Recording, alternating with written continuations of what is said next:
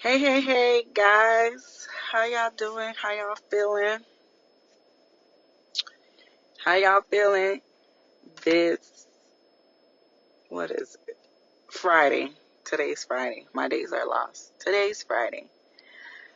So I just want to do a quick live and,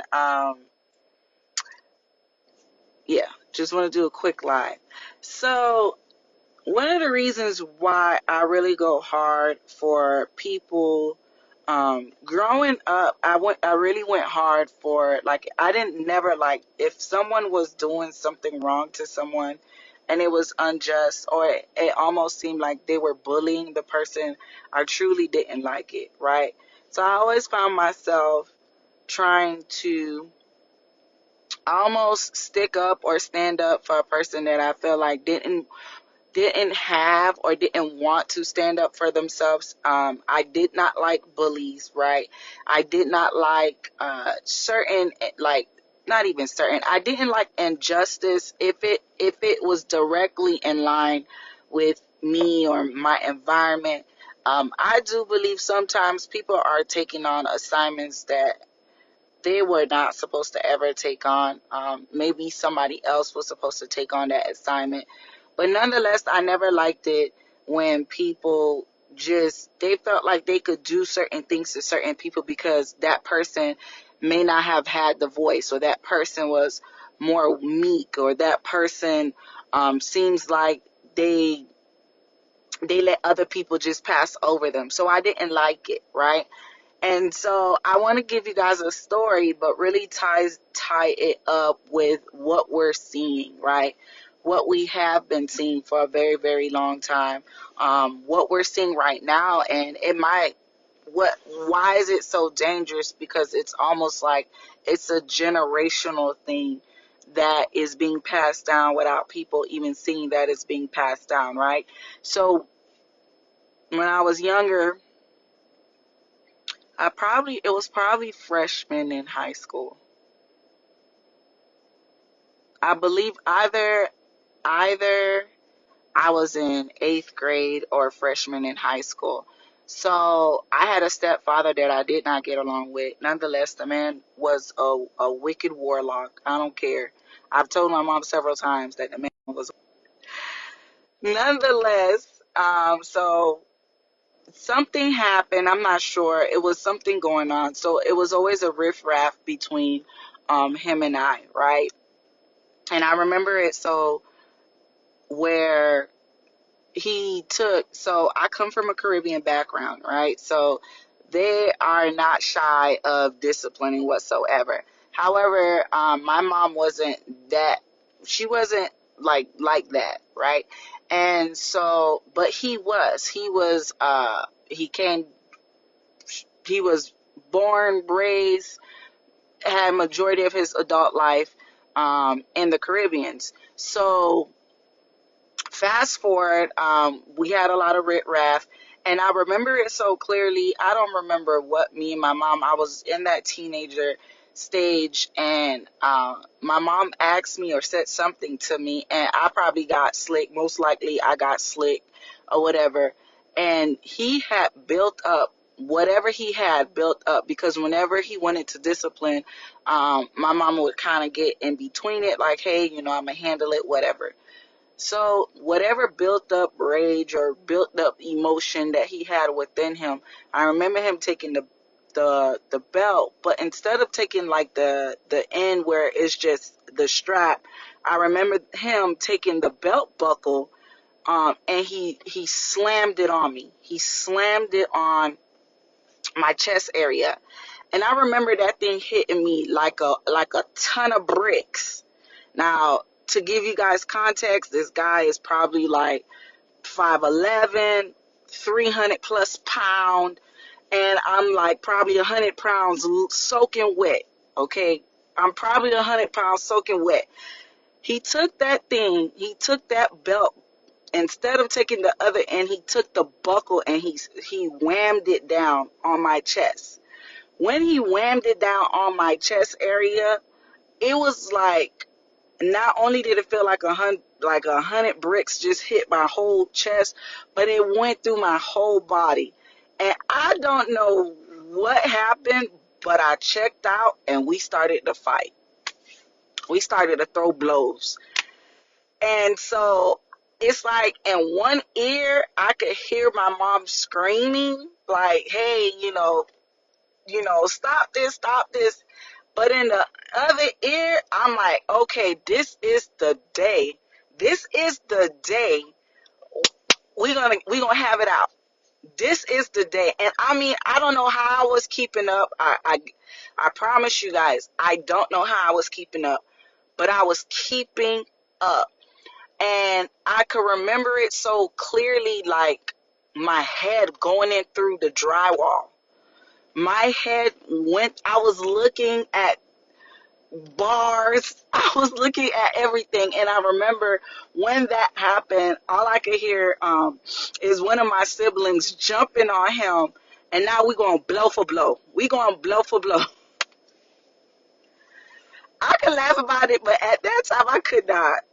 I was engrossed. When I said I was engrossed to kill him. I was. I really was. I was engrossed. And so, you know, we get to fighting. It happened from the front of the house all the way to the back of the house. And then after that, I don't remember how it was finally stopped. And then I remember him saying, she has to leave the house. I'm not going to pay bills here while she's here. And I remember it was late. I remember my mom in tears, and I looked at my mom like, man, like I should have held my composure. I was even thinking about this guy literally fighting me. I'm a child. He's literally fighting me.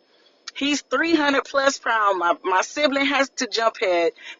My head went through the wall. I took blows from a 300-pound guy that I didn't ever think I could take from a guy. But like I said, I was so engrossed. My mind was if I get out of this, it's over for him. I remember saying that. If I get out of this, it's over. I remember my mom, we left the house. We ended up going to her office or whatever. I remember her calling one of her pastor colleagues, and this is where it get interesting. I remember her calling one of her pastor colleagues, and she asked for prayer for me. And I remember being so upset. Like, why are you asking prayers for me? This guy is legit the enemy himself, and you're calling a pastor to pray for me? I was over it. And so I remember the pastor coming over and asking me, it was a lot of questions. I don't remember everything he's asked, but I remember it so clearly when the pastor, before he prayed for me, he was trying to ask me, well, why would I fight my stepfather? Why? And in my mind, I'm like, why are you not having this conversation with my stepfather? Like, why is he fighting a child? I'm supposed to, quote unquote, be his child. That's what he parades to all of y'all. That's what he parades to the church. That's what he parades to people on the outside, that I'm, quote unquote, his child. But at home, he treats me like I'm the scum of the earth. He treats me like I'm a foreigner. He treats me like I'm garbage. But when he gets around everyone else outside of the house, oh yeah, he puts on a whole masquerade. He puts on a whole character. If he could be an actor, it would be him. And so right before he prayed for me, I don't know what made me say this to the pastor, but honestly, I think that's why God had to heal me amongst a lot of things. Why I was like, I'm very cautious when it comes to clergy. But when I was around that, after having that incident, I hated clergy. I hated anybody a part of clergy. And let me tell you why. I said, well, if you're a pastor and you're coming to pray for me to ask me why I fought my stepfather, Why can't you not, if you say you serve God, why can't you see he's the devil? That's exactly what I told the pastor. The man just looked at me with a blank stare. I couldn't figure it out. Why aren't you're asking all the wrong questions. And I said it, if you're a pastor and you're asking me why did I fight my stepfather, I'm probably 14, 15 at this time. He's a grown man. He's over 300 pounds. Why is he fighting me? And why are you asking me? Why not ask me, hey, what's going on at the house that you have to even fight your stepfather? Why not ask me that? Why not ask me? I don't understand. Why would a grown man fight a young woman, a young lady? I wasn't even a woman at the time. I was a young girl. Why would a grown man fight a young girl? Why would a young girl and their sibling had to basically go toe to toe for you? Why would a grown man take a young girl and put her head through the wall where she's seeing drywall and all the metals? He had no answers for me. But he proceeded to pray and basically said he wanted to, pray the demon out of me. And I was like, sir, there was no demon. This was built up rage because I was living with someone who did not like me, who didn't want nothing to be around me. I was living with a person who was a real deal warlock. I was dealing with a person who was a wolf in sheep's clothing. I was dealing with a person who was not only mentally abusive to all of me and my siblings, but at some point, no one asked, did he ever touch? Oh no, nobody didn't want to ask that. And so while I watched this pastor protect the abuser, you know what happened after that? You taught me that even though I spoke up and you were supposed to be a clergy, you were supposed to not only protect me as a young girl, you were supposed to stand up for me as a sheep. Am I not God's children? No, what you told me to do, your dry prayer, except going back to the house and saying sorry and to be silent whenever I don't know how to say this in English. Whenever discipline is being thrown, that I needed to stay silent. That's what you taught.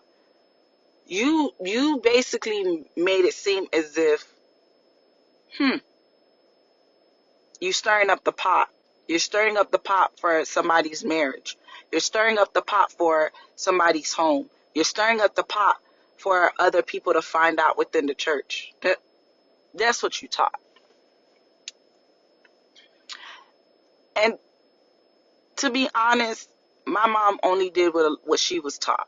And she was always taught that, call the pastor, amongst a lot of other things.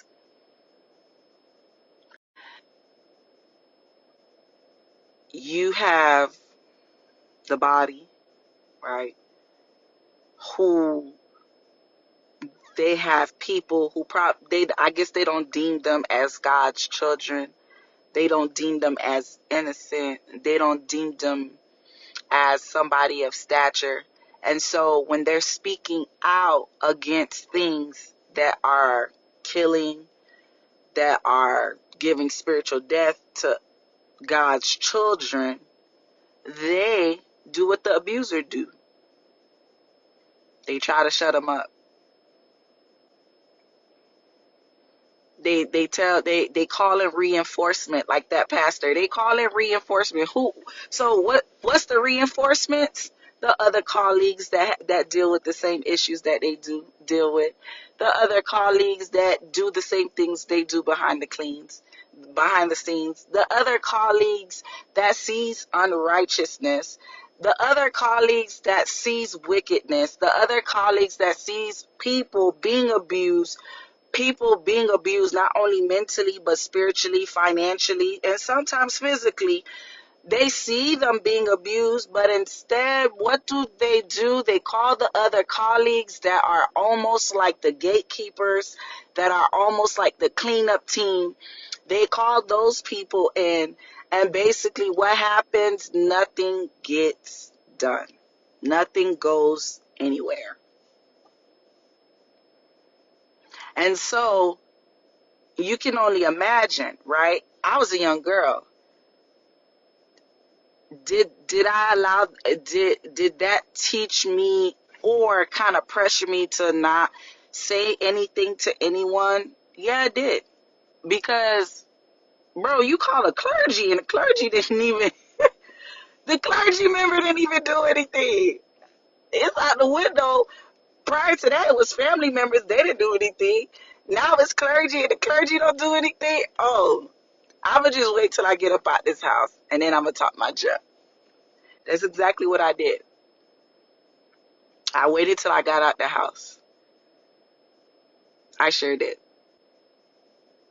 And so what a lot of people don't understand is this, a lot of this stuff that you see with people not wanting to speak up, with people not wanting to go against unrighteousness, with people not wanting to go against wicked leaders, a lot of that is a learned behavior. It is. I know it's a learned behavior, or sometimes they're pressured into it because a lot of times they may feel like, hey, nobody's not going to listen to me, not going to see me. I'm a nobody, X, Y, and Z. Or they probably did speak up, and a lot of people was muzzled. Some people was muzzled through being excommunicated. Some people were muzzled through some people, through spiritual curses. Some people were muzzled through money and bribery. So a lot of, there are certain organizations, they pay their way through accusations, or they pay their way through not being exposed. And at the same time, when they get in front of the people's faces, they look like an outstanding citizen. They look like an outstanding leader. They look like an outstanding citizen, when behind closed doors, it's the total opposite. How do I know this? Because when I was in high school, and middle school, my stepfather was the same way. If I was to tell anyone, because I did, if I was to tell anyone, to my family members or to people in the church or anybody, if I was to even speak up his name and say, hey, he's doing this, do you know they would not listen?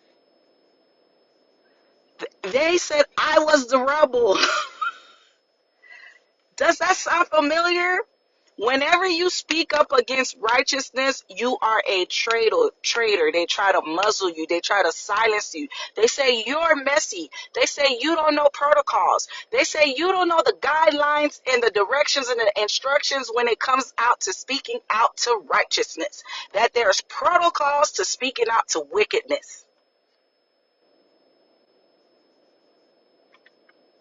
When I try to speak up, I'm going to give y'all listen, I'm teaching.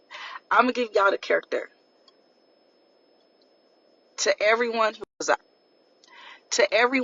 he had the best smile. Every time anybody said, oh, you're so happy. Oh, you're so welcoming. To everyone, hard worker. To everyone, taking care of home. To everyone, a faithful servant. A tithing heathen, but a faithful servant. To the church, outstanding citizen. To the church, he was a tither. To the church, he was a blood-bought believer. Cub was a whole warlock. And when I was younger, I couldn't understand, like, how could they not see past this? And now that I'm older, I could see how a lot of people could not see past this, because I realized people weren't in their Bible. I wasn't even in my Bible either, but I realized people are not in their Bible. People don't know spiritual discernment. Neither do they know the spiritual gifts of discerning of spirit. But back then, when I was a child, a young girl, I was like, how? could care less. And what was so deceptive, like how I learned how deception, manipulation, and deceit work. An abuser will antagonize their victim in like subtle ways, right?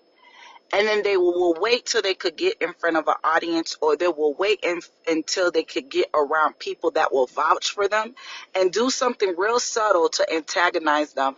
Now, a person, if they're not discerning, they won't know that, hey, um, they won't know that this person was antagonizing them for weeks and weeks and weeks and months, and purposely curated so when they get around an audience, or when they get around people that will love on them, that only see the best out of them, that will only see them in the positive light, when that victim try to speak up, or try to like combat, they will say, oh, why you acting out of character? Oh, she's acting ghetto. Oh, wow, she's so rude. And it seems like she's always angry. Not knowing the abuser literally did something to antagonize them. And the person is not acting out of character. The person is really just tired. The person is trying to figure out how people with big old eyes and scripture on their lap cannot see what's really going on. That's really what it is.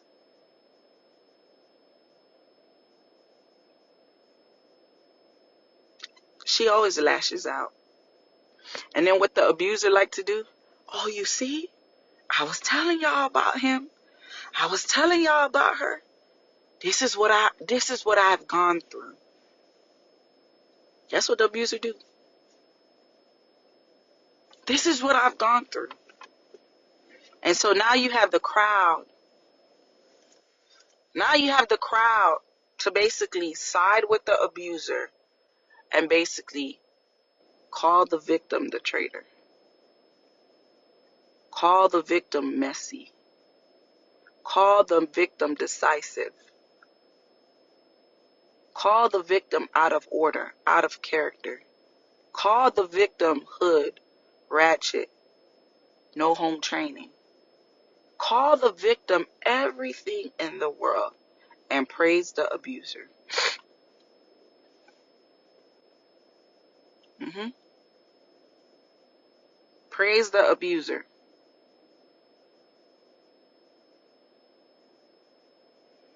Yep. And usually the person that is wicked, the abuser that is wicked, when they're in the church, oh baby, they know how to manipulate some scriptures. They know how to manipulate some prayers. They know how to do all of that. How do I know? Because I've seen it. They're the most faithful servants, outstanding citizen to the outside public.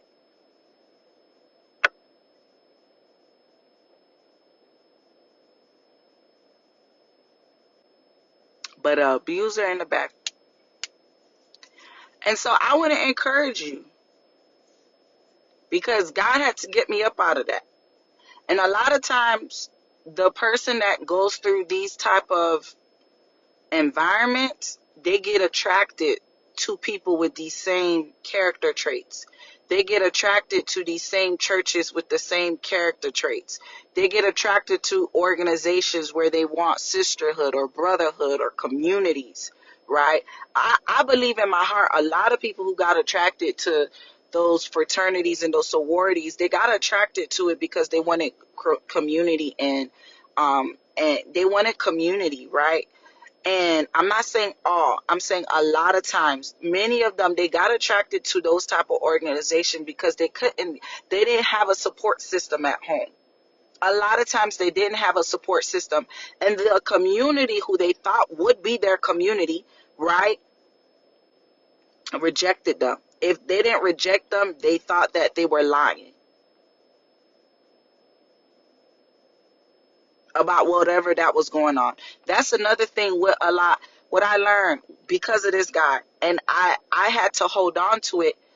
Um, when I could remember a part of my life, a lot of times people who like to manipulate, like mentally manipulate, and they have a spirit of deception and deceit, like they have a masquerading face, or a masquerading spirit is basically like a person that could present themselves as an outstanding citizen, an outstanding person, an outstanding servant, but behind the scene they are Cruella de Vil. Masquerade. All they do is masquerade. They know how to turn it on and off. That man was supreme on turning it on outside the house, in front of family members, in front of friends, at the church, and then turn it off when we're at home. Master at it. And so in these environments, they will always make it seem like the victim is the liar. Mind you, they are the head capiton of lying, but they will always find a way to deceive and manipulate the situation, manipulate the storyline. So it always look like the victim is the liar. And so a lot of times with these type of with these victims, because it happened with me, I always had to carry around proof, always. And it wasn't because necessarily because of him. No, it was because I went to my so-called support family. They didn't believe. I went to my community, which I thought was a community, which was the church. They believe them.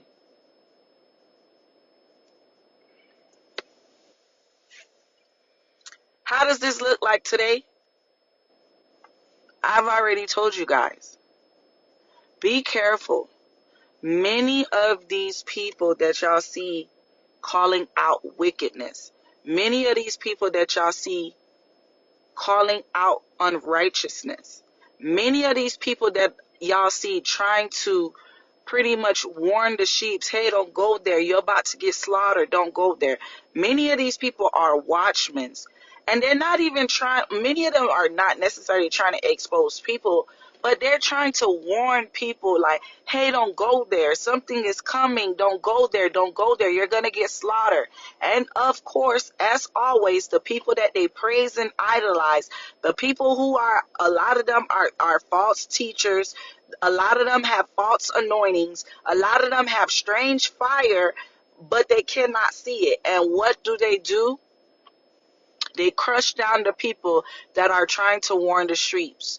They crush down the people that are trying to warn the people, don't walk into this lake of fire. They're crushing down the people that is basically saying, hey, don't go that route. That I went down that route. That route is no good.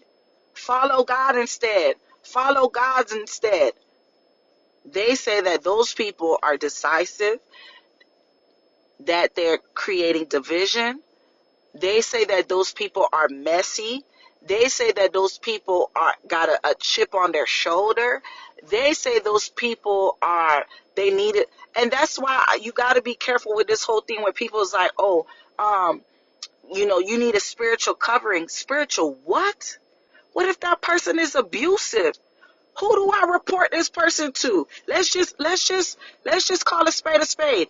If people are running around preaching to people, preaching to young people, preaching to a young generation, and first of all, they don't give the scripture.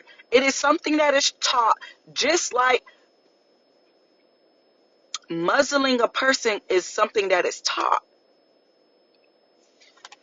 If that person is a spiritual covering and they're abusive, who do they report them to?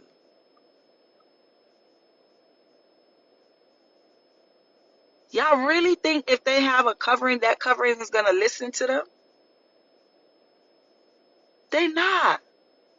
Especially if they're being paid. I literally just told y'all, I tried to go to clergy. Clergy said I was wrong for this grown man fighting a young girl. But nobody asked, where did the fight stem from? Matter of fact, Clergy didn't even go back to this man to tell him, hey, listen, even if you discipline, you got to be mindful. She's a young girl. You can't use a belt buckle to wham her or whatever. Like, you can't do that. Nobody went to address this man. No one. But they came to address me.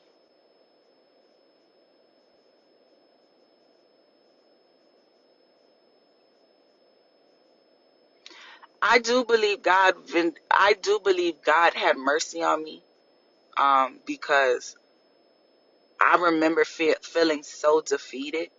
And I remember saying, God, like, if you don't make this man to stay out my face until I graduate and get up out this house, I'm going to literally him. And I think God knew I meant it. God knew I meant it. And so since after that, my life was kind of up and down. However, the belt buckle didn't happen again. And so I say all of this to say, hey, if you're a person and you've been in an environment like that, whether it be from parents, whether it be from family members, whether it be from a relationship, first I want to say God hears you. And second, I want to say you have to allow God to heal you. You have to allow God to heal you. You have to forgive that person. Don't mean you get into relation. Don't mean you ever have to talk to that person. But you truly have to forgive that person. And I don't want you to ever feel like you're defeated. Even though it's a natural sense to feel defeated, right?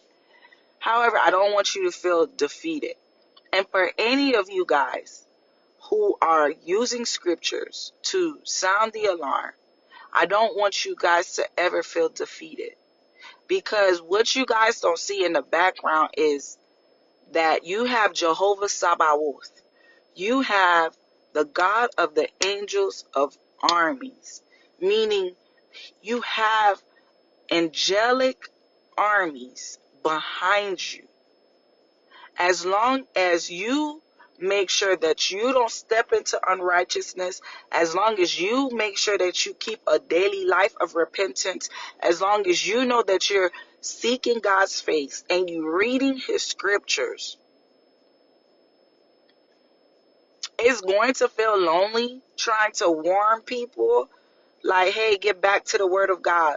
Like, hey, surrender your life to Christ. Like, hey, get back to God. He loves you. It's going to feel lonely. It's going to feel like you're defeated. It's gonna feel like you're just doing it for no reason. But it's not. I went through why am I so passionate about people getting their self delivered to go? Because there's a lot of people who are assigned to get healed and delivered and to go back and get their family members. Go back. Get your family members, get your friends, get your community out of this oppression. Get out of this abuse tactic. A lot of people, the reason why they don't speak up is because they probably had abusive past. A lot of people don't speak up because they had abusive past. They really did. And so what they don't realize is because of their abusive past, it has literally put I really wish y'all could see like you ever see those pictures where the parent put their hands over the children's mouth, and a lot of times they do that because they're trying to hush their kids, but like a lot of them, they don't spiritually see that in the spirit realm. That's what a lot of Christians are doing. That is what a lot of people in the church are doing to people who are trying to warn them. They're doing this. So as you see it in actual families, when they do this, and what a lot of people don't see is that though they have become adults, though they have left their parents' house, though they're living their life, Though they feel like they have everything in their life, but there's certain areas where they have not allowed God to really heal them, to really deliver them, because they still have over their mouth. It's over their purpose, it's over their destiny, it's over their voice.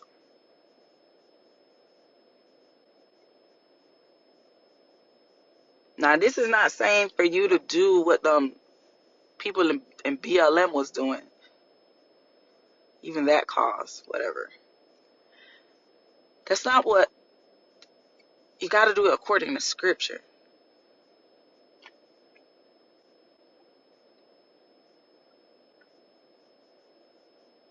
So if you allow God to take that muzzle off of you, and to not allow a generation of silence, a generation of muzzle to perpetuate, and people's bloodline to perpetuate, and families to perpetuate in a land or a city, all it takes is one.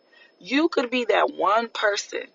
And once you allow God to heal you and remove that muzzle off of you, your assignment just may be for you to go back and get the rest that are. I'm telling y'all, a lot of people don't speak up.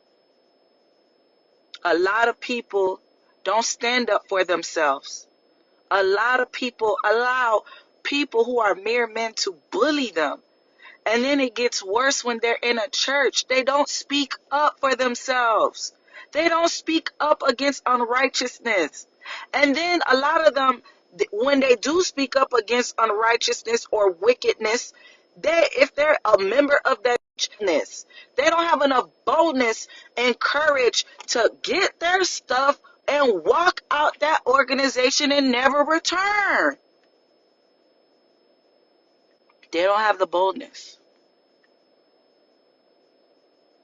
They don't have the boldness. They don't.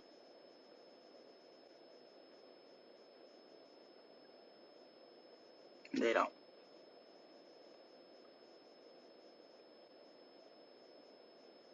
I'm telling y'all,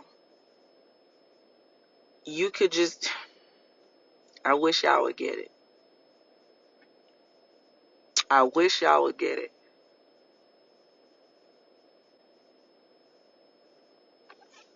I wish y'all would get it. You guys, your voice, if life and death resides in the power of the tongue, right? Just imagine if this is the same tongue that we praise God with, if this is the same tongue that we lift up Jesus and his name, so his name can take dominion in your city, your state, your nation, and the earth. If this is the same tongue that we could speak to a mountain and a mountain can be removed through faith, why can't you not use the same tongue to be bold and courageous, to speak against unrighteousness, to speak against wickedness, to speak against evil teachings, false teachings, to speak against people being spiritually manipulated, spiritually abused, and tell them that if they truly would just follow God with all their heart, they don't have to take that type of abuse.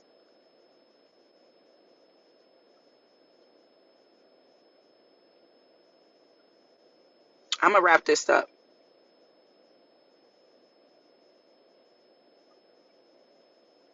I was always bold, but I had period of seasons where I had a muzzle over me, because every time I did spoke up, it was like the whole world came against me, and I didn't know that at that time. You know, God was maturing something in me, right? But God was maturing something with me. And I remember even after I graduated high school, I had to learn to stand for myself. I had to learn to fight for myself. I had to learn to fight for myself. And even in that, because I didn't know to break that generational pattern, I ended up in a church where I ended up getting attracted to a church that was somewhat the same type of mechanism. You can't speak out against certain things. You can't speak out against certain stuff. Oh no, go pray about it instead. Oh no, just let the person be, let God deal with them. What? What?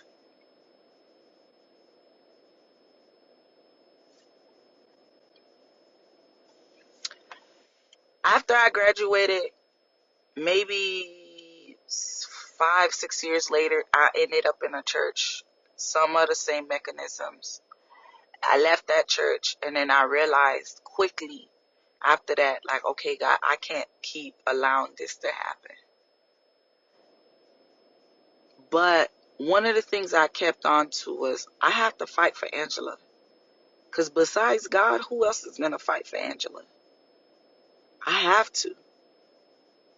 Not only that, I used to look at people a certain type of way when I used to see them, like, hey, why you just let this person walk all over you like that? But then I'm more mature, much more mature now, and I realize it's a generational thing, and it slithers through people's families and bloodline. It does. And it's so, oh my gosh, it's so wicked that it has stayed in the church for decades. And it is now. And it's so bad that when a warning is being sent for people who say that they are Christians and believers, to block out the warnings, block it out, but open up their ears to the seduce, to the manipulation, to the people that they're wicked. There's some crazy times. So I encourage you to be bold. I hope this encourages someone. Be bold, be courageous. Whatever God has instructed you to do. Hey, God may be using you to go back and to help deliver your people. Esther, that's one of the things. She helped her people. She helped a whole nation with her one yes. Now, she had Mordecai to basically be like, hey, don't be full of yourself. You just may be that one person. All right, guys. Love you.